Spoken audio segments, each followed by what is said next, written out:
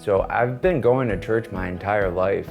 It didn't really become real to me. Like, I never realized what the purpose was until just a couple years ago. I first started attending Grace when I was in college. My parents came here, and on the weekends I would sometimes come home and then come to Grace with them. Didn't get involved in anything for a few years really, until my wife wanted to join a life group. When we first started life group, I still didn't want to go. I was still stubborn and stuck in my ways, but my wife is a lot more outgoing than I am and needs people and gets energy from people, and we were trying to just find friends really.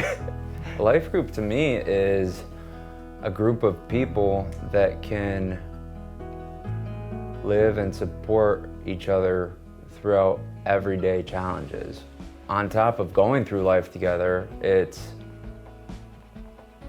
being life-giving to each other.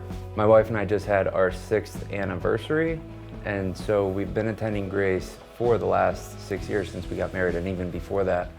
But the entire time, I never really opened up or wanted to become vulnerable and hiding my true self from those around me and trying to hide from my wife. And so I struggled with alcoholism, and I didn't want to face the truth and lived in denial for a long time. We had our life group that was supportive, especially for my wife during this time, and then Pastor Robbie pointed us in the direction of Celebrate Recovery. I felt God loving me through the other people that were there, and through people listening to my story and wanting to walk alongside me. And that changed my entire perspective of having a relationship with God, and also what freedom really feels like. Being an introvert, I never really thought that I needed people. I never thought that I really needed relationships with other people. I felt comfortable by myself most of the time. And I got proved wrong a lot. And now, seeing how important relationships are in my life, I feel like I've completely done a 180.